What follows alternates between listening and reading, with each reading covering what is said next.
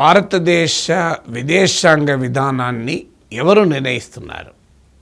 Foreign policy of ఇండియాను decide చేసేది ప్రభుత్వమా, లేదా ప్రభుత్వం పైన ప్రభావం చూపుతున్న సోషల్ మీడియా ఫ్రింజ్ గ్రూప్సా? ఎందుకు ఈ ప్రశ్న వస్తుంది అంటే, ఇటీవల పరిణామాలు చూస్తే మనకు అర్థమవుతుంది. బంగ్లాదేశ్ విషయంలో భారతదేశ దౌత్య నీతి ఏంటి? What is India's diplomacy on Bangladesh?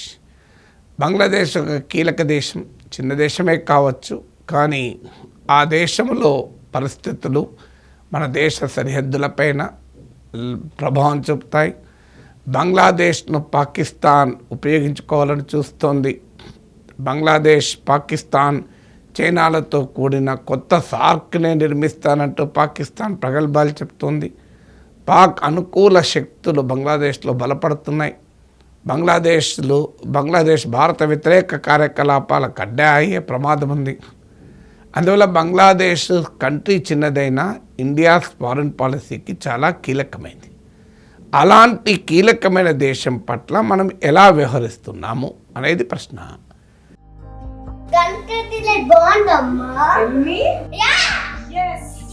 Country delight buffalo milk ని మా ఫ్యామిలీ వాళ్ళకి ఎప్పటి నుండో వాడుతున్నాను. ఈ పాల ఫస్ట్ యూజ్ నుండి నాకు దీనిపైన చాలా నమ్మకం వచ్చింది. Choose Country Delight and live better. ఎందుకు ఈ ప్రశ్న వస్తుందంటే, ఇటీవల జరిగిన పరిణామాలు. బంగ్లాదేశ్లో బేగం ఖలీదా జియా మాజీ ప్రధాని చనిపోయారు. ఆమె బంగ్లాదేశ్ నేషనలిస్ట్ పార్టీ నాయకురాలు. ఆమె కుమారుడు తరీక్ రెహమాన్ ఇటీవల యూకేలో ఎగ్జైల్ ప్రవాస జీవితం గడిపి తిరిగి దేశానికి వచ్చాడు. ఆయన ఘన స్వాగతం బంగ్లాదేశ్ పలికింది.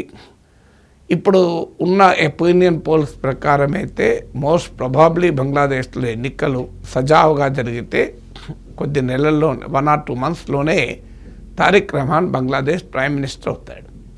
సో ఇండియా చాలా సరైన డిప్లొమాటిక్ స్టాండ్ తీసుకుంది. హిందువులపై దాడులు జరుగుతున్నా, యూనస్ ప్రభుత్వం భారత వ్యతిరేక కార్యకలాపాలు జరుపుతున్నా, స్టిల్ బంగ్లాదేశ్ నేషనలిస్ట్ పార్టీ భారత వ్యతిరేక స్వభావం కలిగిన పార్టీ. వాస్తవానికి అవామీ లీగ్ ఏమో భారత అనుకూల పార్టీ అయితే, బంగ్లాదేశ్ నేషనలిస్ట్ పార్టీ భారత వ్యతిరేక భావజాలం కలిగిన పార్టీ. జమాతీ ఇస్లామీతో గతంలో పొత్తు పెట్టుకున్న పార్టీ.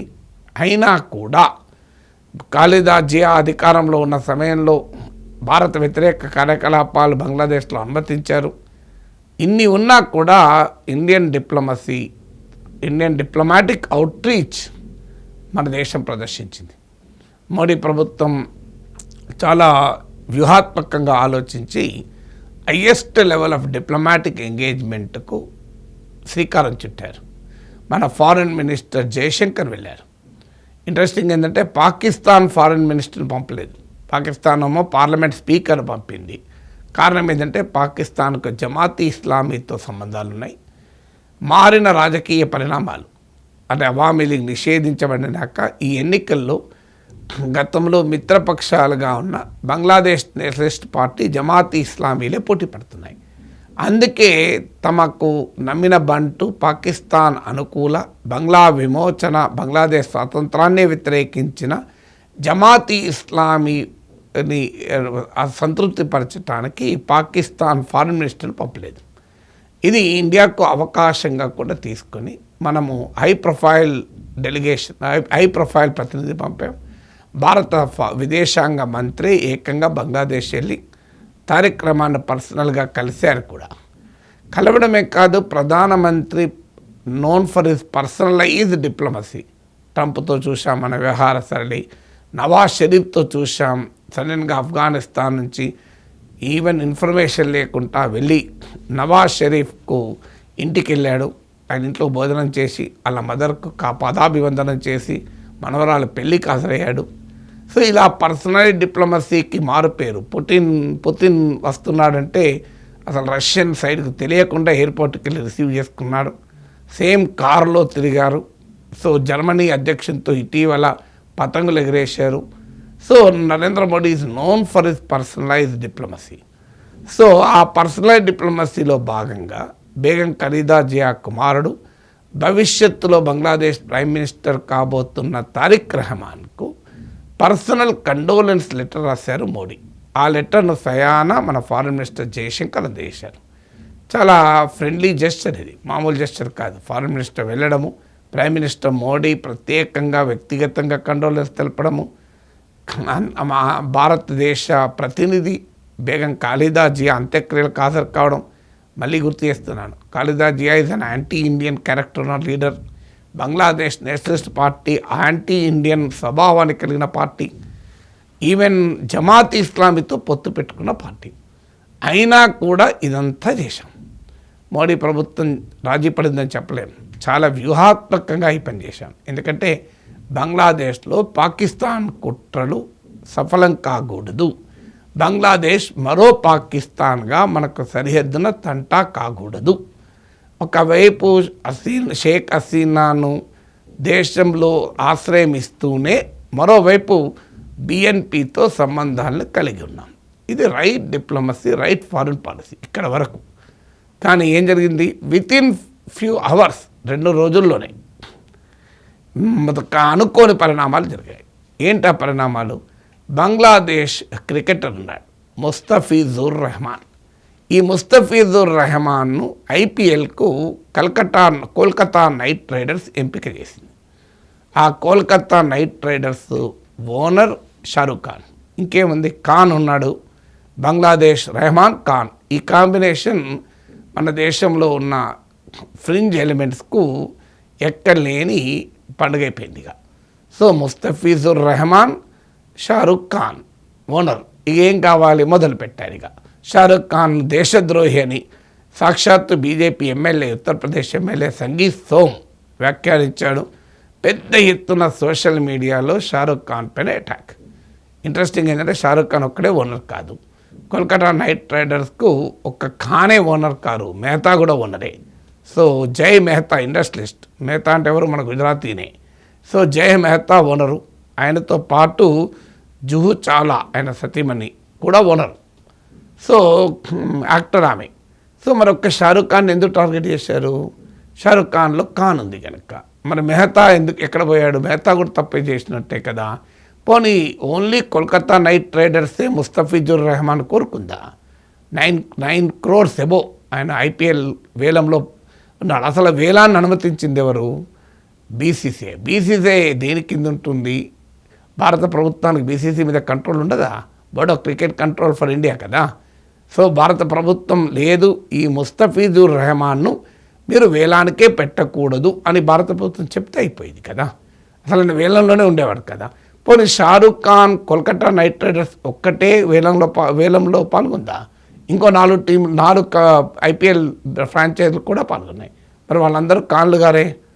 అయినా కూడా షారూక్ ఖాన్ సింగిల్ అవుట్ చేసి అటాక్ చేశారు. పోనీ ఇంటర్నేషనల్ క్రికెట్ కంట్రోల్కి ఎవరు చైర్మను? సాక్షాత్తు అమిత్ షా కొడుకు జైషా. మరి జైషా ఎందుకు అనుమతించాడు?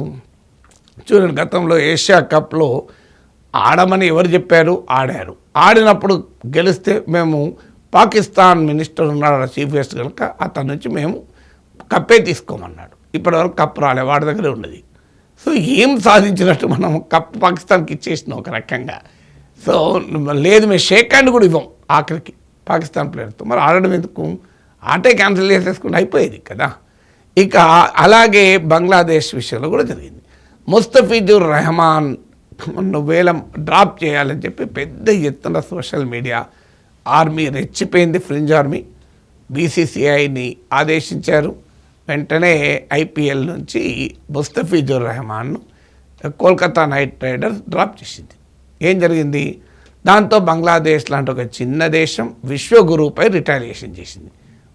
మనం ఏమీ తప్పించుకోలేకపోయాం. అసలు ఇండియాలో మేము ఐపీఎల్ ఆడంపో అని చెప్పేసారు. శ్రీలంకలో ఆడతాం, మా ప్లేయర్స్కి ఇండియాలో సేఫ్టీ లేదన్నారు. ఇప్పుడు ఎవరి గౌరవం తగ్గింది?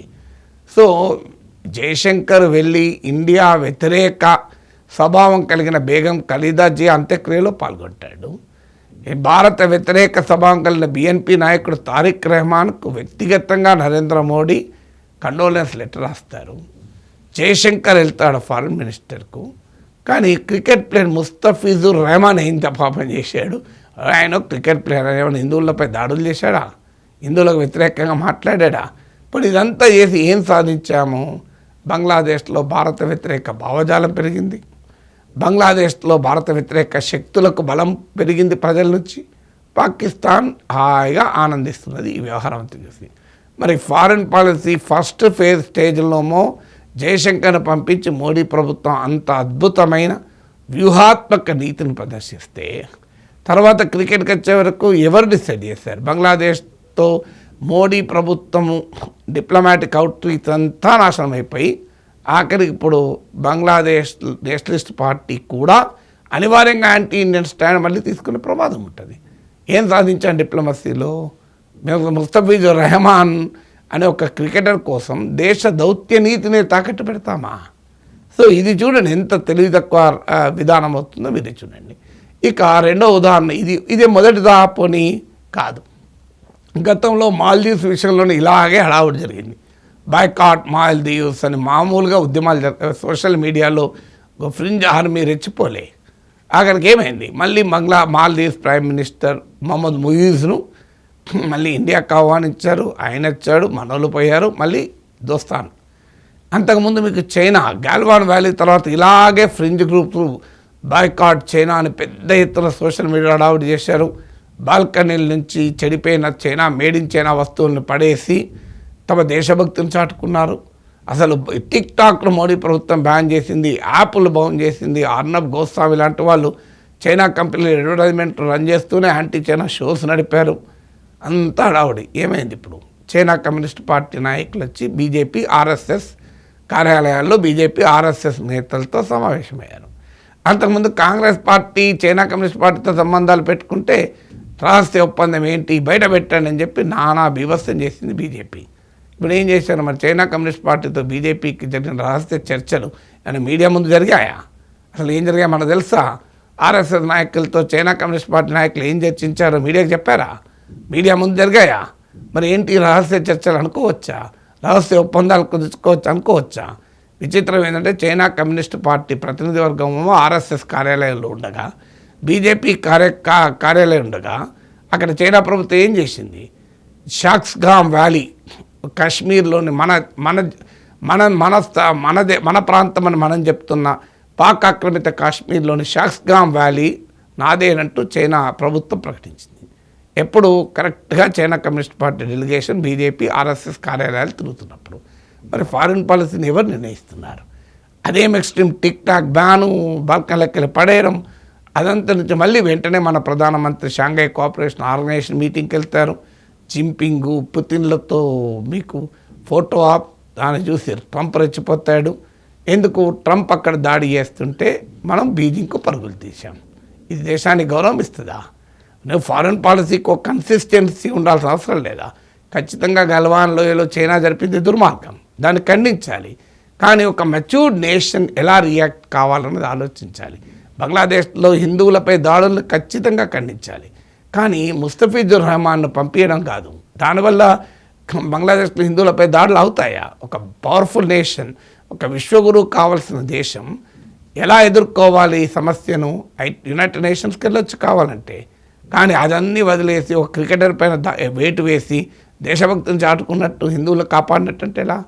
ఇది మీకు మాల్దీవ్స్ అనుభవం చూశాను, చైనా అనుభవం చెప్పాను నేను, ఈవెన్ మీకు బంగ్లాదేశ్ అనుభవాలు చూశాం.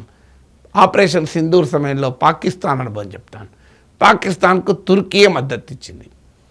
తుర్కీ మద్దతు ఇవ్వడాన్ని మనం అంగీకరించలేం. ఖచ్చితంగా తుర్కీ వైఖరిని ఖండించాలి. కానీ ఏం చేశాం? వెంటనే తుర్కీ కంపెనీ సెలిబే అనే కంపెనీ ఎయిర్పోర్ట్లో చాలా ఏళ్ళుగా సర్వీసెస్ అందిస్తుంది. ఆ కంపెనీని బ్యాన్ చేశాం. ఏమైంది? తుర్కీ వైఖరి మారిందా?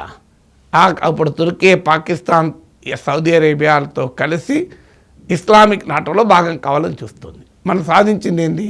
ఒక్క తుర్కీ కంపెనీని సస్పెండ్ చేసి గొప్ప దేశభక్తిని మన సోషల్ మీడియా ఆర్మీ చాటుకున్నది. కానీ అల్టిమేట్గా స్ట్రాటజిక్గా లాస్ అయ్యామా లేదా? తుర్కీ మరింతగా పాకిస్తాన్ క్లోజ్ అయింది.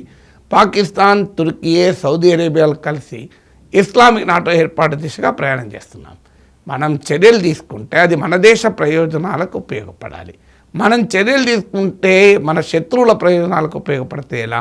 ముస్తఫిజుర్ రెహమాన్ను డ్రాప్ చేయడం ద్వారా భారత వ్యతిరేక శక్తులు బంగ్లాదేశ్లో బలపడ్డాయి.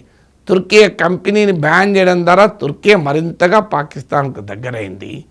సో మనం అల్టిమేట్గా ఏం సాధించామనేది మళ్ళీ మాల్దీవ్స్ విషయంలో, చైనా విషయంలో అబౌట్ టర్న్లు తీసుకున్నాం. ఈ దేశానికి గౌరవం అనిస్తుంది. అంటే అర్థం ఏంటి? ఒక మచ్యూర్డ్ నేషన్గా ఆలోచించకుండా ఫ్రింజ్ ఎలిమెంట్స్ దేశ రాజకీయాలని ప్రభావితం చేస్తాయి కనుక బీజేపీ పెరుగుదలలో ఈ భావోద్వేగ రాజకీయాలు కీలక పాత్ర పోషించాయి కనుక ఒకవైపేమో ప్రభుత్వ అవసరాలు, దేశ అవసరాలు ఫారిన్ పాలసీని నిర్ణయించాల్సింది పోయి భావోద్వేగ రాజకీయాలు నిర్ణయిస్తున్నాయి. ఎందుకంటే అస్సాంలో, బెంగాల్ ఎన్నికలు ఉన్నాయి. యాంటీ బంగ్లాదేశ్ సెంటిమెంట్ రగిలిస్తే ఓట్లు పడతాయి. ఎన్నికలప్పుడు anti China, anti Pakistan sentiment రగిల్చినట్టు ఇప్పుడు యాంటీ బంగ్లాదేశ్ సెంటిమెంట్ను రగిలిస్తున్నారు. మరి దానివల్ల ఇండియన్ ఫారిన్ పాలసీ డెప్త్ దెబ్బతింటుందన్నది మర్చిపోతుంది.